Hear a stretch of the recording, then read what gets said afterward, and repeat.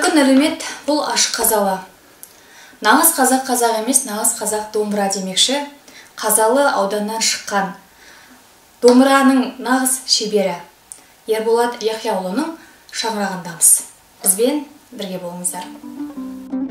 50 жаста алқымдаған Ерболат шебер бұл қолөнердің түріне 25 жасында келген. Ұлттық домбыраны жасау ата кәсібіміз. Әкемнің ізін қудым деген ұста бұл күні қадірлі де бағалы құндылықты жоғалтпай, нағыз қазақтың бейнесі болған домбыраны аса қызығушылықпен жасайтынын айтады. Негізгі мамандығым Совет үкіметі кезінде 6 айлық бухгалтерлік курс оқығанмын Алматыда. Бірақ ол мамандықпен жұмыс істеп үлгерген жоқпын. Бірақ енді ата кәсіппен айналысып, әкеміздің үйреткен өнерімен солмен келе жатырмын. Адам тегіне қарай тартады дейді ғой, негізі қазақ. Тегіне де тартады. Bir жағынан қызығушылықта болу керек та. Баланы талантын ашу үшін 1%-та 99% еңбекпен ашу керек қой. Сол сияқты қызығушылық болды, қызығушылық өте күшті болды.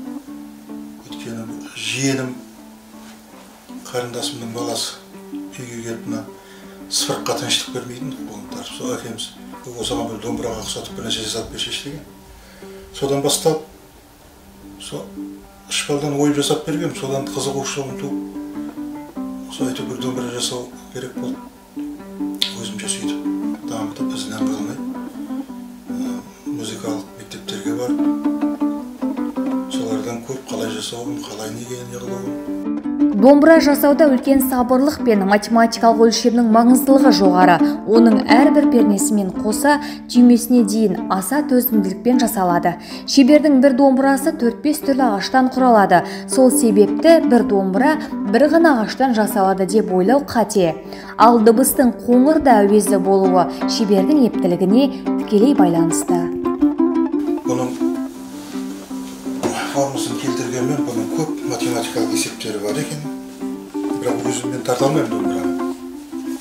Бірақ осы есепке байланысты осының несін шығардым. Мына шанақ, шанақ деп аталатын жерде мына. Мынау сағағы, құлақ, шайтан тиек,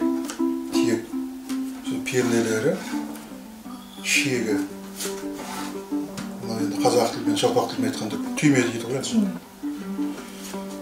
Осыларды сәйкес келмесе, мына жерде мына строй деп айтады, қазіргі музыкалық тілмен айтқанда, мынамен несі келмейді. Мынаның есебімен, мынаның есебі келмесе қарасы. Мынау енді стандартный советтік дәуірде жаңағы музыкалық школда дайындалған домбыралардың есебі. Мынау 48 жарым болса, 39-дан 40-қа дейін болу керек.